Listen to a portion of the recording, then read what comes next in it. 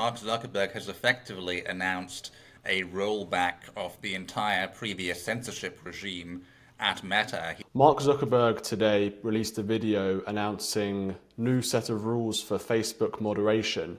Can you just talk about exactly what he announced and how significant this moment is? I think it's very significant. Mark Zuckerberg has effectively announced a rollback of the entire previous censorship regime at Meta. He's going to replace fact checkers, which he calls now politically biased, with community notes, which is a system more like Elon Musk's X. He's going to end the blanket suppression of political content on Facebook, which began after the first Trump election in 2016. He's going to dial back censorship algorithms. He talks about how if even 1% of Facebook users are mistakenly censored as a result of these AI-driven content moderation algorithms that they use, that's still censoring massive numbers of users, millions of users. So Zuckerberg says he wants to completely dial back on that.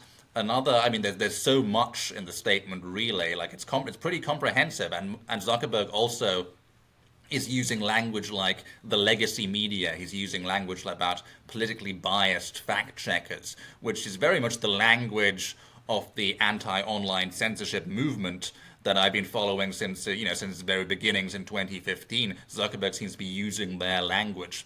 And the final thing he said, which is very interesting, is he wants to work with the United States government, with the new administration, to combat and push back on foreign censorship. So from places like the EU, from Brazil, maybe even Britain with its hate speech laws. And that's very significant. It's what the founder of my nonprofit, the Foundation for Freedom Online, Mike Benz, calls free speech diplomacy. I think it's going to be a very important priority for the new administration to use the clout and the power and the strength of the US to push back on some of these foreign governments like Brazil, like the European Union, that have been going after American tech companies and forcing them to censor. So this is just really a comprehensive turnaround from Meta that we've seen announced by Zuckerberg. And he also talked about the election being a moment where freedom of speech can flourish, this kind of change in the political weather. To what extent do you think this is about that election and Trump's win? I think that's a big part of it. This is, and you look at the timing of it. It's just before Trump's inauguration, and it comes immediately. The day after it was announced that Nick Clegg, former leader of the Liberal Democrats, former deputy prime minister, leaving Meta. He was really a symbol of the old regime at Meta, the regime that placed a really high emphasis on satisfying the concerns of the media when it came to censoring so-called disinformation and hate speech, satisfying governments that wanted similar clampdowns on what they said was disinformation, often just political dissent, of course. So his departure was already a sign that Meta was about to change.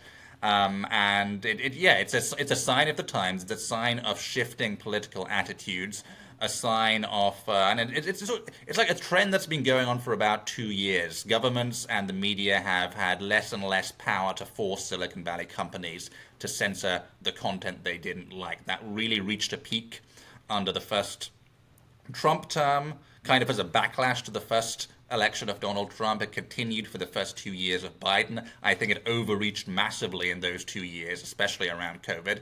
And I think Silicon Valley slowly grew sick of being told what to do by governments, by the legacy media, by non-profits like the Anti-Defamation League or the SPLC. This trend has been building for a while, and I think the Trump election confirmed the loss of political power, the loss of public confidence for the political forces and the establishment forces that really supported that censorship regime. So do you think there's been a shift rightwards in Silicon Valley and amongst tech owners and tech billionaires in the last few years? Mark Zuckerberg was always seen as more of a Democrat figure, a Democrat-aligned figure, but now he looks like more Republican. Zuckerberg always struck me as a bit of a pragmatist. Back in the early days of Facebook, he was very closely allied with Barack Obama and the Democrats back then. He even hosted Barack Obama for a Q&A, a very well-publicized town hall event at Facebook. I think it was 2011 or something. And it was funny if you look at media coverage from that era. The legacy media obviously very supportive of the Democrats. you see headlines like I believe there was a Guardian headline in the UK: Facebook, the 2012 election, and the power of friendship. That's how they describe social media platforms. You look at the same headlines about social media, the same newspapers after the Trump election, and it's all about how Facebook has a corrosive effect on democracy, and Facebook needs to change its policies, and there's this huge crisis of fake news and disinformation. But actually, you're right. Zuckerberg in the early years was a huge Democrat ally. He saw Democrats as the winning team, really. But I'm not sure it was ever truly an ideological commitment. I think he strikes me as someone who's very pragmatic, very, very cautious, actually. You compare him to Elon Musk. Elon Musk really took a big gamble by going all in on Trump, going all in on free speech. 2 years before Trump won his election. If Trump lost his election, that would have caused real problems for Musk and his companies, because you'd have a very hostile government that would be gearing up to regulate him in any way that they could. They were already doing that starting to do that under Biden. But yeah, Zuckerberg, I think he sees where the wind is blowing. He knows what's going to be good for his companies. And I think a lot of the censorship we saw in Silicon Valley during the peak of it, under the first during the first Trump term and under Biden, that was partly driven by the political attitudes of Silicon Valley, especially the lower level employees. They tend to live in San Francisco. They tend to be very liberal. But I think there was just growing skepticism from venture capitalists, from leading Silicon Valley figures, from the CEOs of these companies. And a lot of that censorship was actually driven by outside pressure, especially from government agencies and the variety of NGOs and private sector organizations that they funded. My nonprofit, the Foundation for Freedom Online, we've extensively documented how the federal government just poured money into so-called counter-disinformation research that was then used as a cudgel to, beat these Silicon Valley companies over the head until they complied and censored their users. What do you think the consequences will be for freedom of speech of Zuckerberg's announcement if he is being sincere and genuine? He's also got his Threads app, which is the Twitter rival. Obviously, Facebook and Instagram have billions of users. So what could the consequences of this be for freedom of speech? Yeah, I wonder how long Threads will last. If it'll just be, shut down. Google once had a social network; it failed. They just shut it down. I think there'll be significant consequences. Facebook is seen as a little bit of an unfashionable platform, but it's very important in terms of especially how older generations receive their news. And Zuckerberg's announcement that he's going to end the blanket suppression of political content, of news content, which he did after the first Trump election. The reason he did that, and the reason why the supporters of censorship outside and inside Facebook like that, is because if all you're seeing on your Facebook timeline is posts from your friends and family about weddings and graduations and things like that, you're not really learning anything new about politics. You're not receiving any information from potentially problematic anti-establishment news sources. Now that restriction is lifted, there'll be much more room for non-legacy media to actually get attention, get readers on Facebook again, as they were doing in 2014, 2015, 2016. It was huge for alternative media in those years, and the way it was shut down so quickly after that election was shocking. So that's going to have a big impact. There's also Instagram. Instagram is used by younger people. It's a massive platform. That'll be huge. And let's not forget about WhatsApp. WhatsApp is a major source of news and political information, especially in countries like Brazil and India and non-US countries, Latin American countries especially. That's why Brazil actually really put a lot of pressure on WhatsApp over the years, even banning it in some cases for periods of time, because they want to control that information ecosystem. So Zuckerberg saying he's going to work with the US government to push back on foreign censorship like that is very significant when it comes to WhatsApp. Do you think that Zuckerberg risks alienating his Democrat friends? Have the Democrats reacted, or have Democrat figures in the media and so on reacted to this video? Have you seen them freaking out yet? I'm sure there'll be a little bit of a freak out.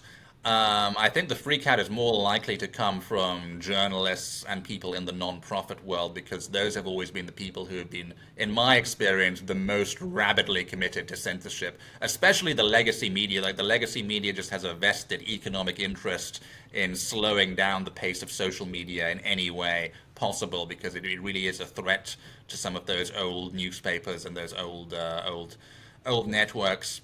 But I think Democrats, there's something interesting going on with the Democrats and with establishment left-wing parties in general. There's like a broad recognition that the electoral formula they've been using since the Obama years has kind of stopped working in a way. It's stopped compelling the public. Wokeness is a big part of that. You're seeing a lot of Democrats saying we need to ditch wokeness. Immigration is a big part of that. We've seen, Justin Trudeau in Canada, even Keir Starmer in the UK, and Bernie Sanders in the US trying to get to the right. Bernie Sanders is trying to get to the right of Elon Musk on the H-1B debate.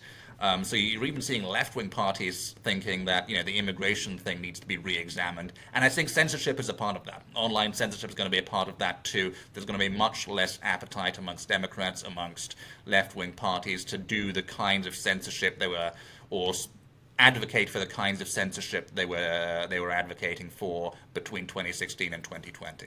And just finally, can you talk a bit about Elon Musk's relationship with Mark Zuckerberg? Do you think Zuckerberg, he's obviously copying this community notes thing, so in some ways he must admire what Musk's done to his platform X. Is there... Yeah, Musk took a big gamble with X and free speech and Trump, and it paid off massively. And I think the fact that Zuckerberg is adopting it, when he was initially, like you said, trying to compete with X through threads, just shows that the competing hasn't worked, and he's now going to have to see X as a kind of industry leader on these things, which it is, frankly. Thank you for watching this video. If you want to watch more content, please subscribe to our new GBN America YouTube channel.